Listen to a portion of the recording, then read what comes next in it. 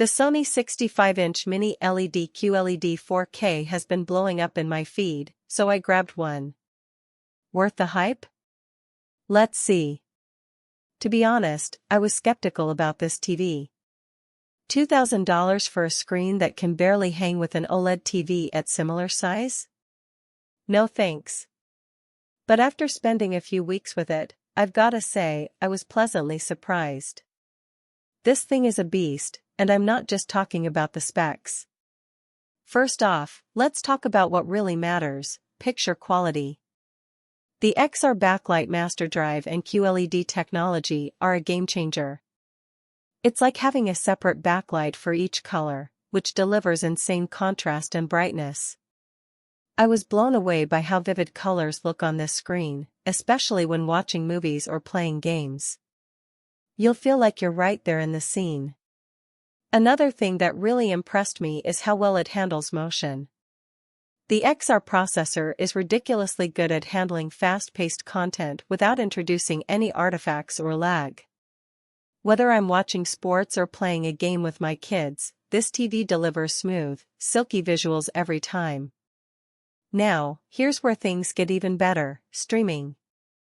With Google TV, you've got access to all your favorite apps in one place, including Netflix, Prime Video, and Disney+. It's incredibly easy to use and navigate, which is a huge plus for anyone who loves binge-watching their favorite shows. And with AirPlay 2 and Chromecast built in, you can easily stream content from your phone or tablet without any hassle. But what really sets this TV apart is its ability to deliver a beautiful picture from almost any angle. The X-wide angle and X anti-reflection tech is seriously impressive, reducing glare and reflections that would otherwise ruin the viewing experience. Whether I'm watching a movie with friends or playing games with my partner, we can all sit comfortably without worrying about distractions.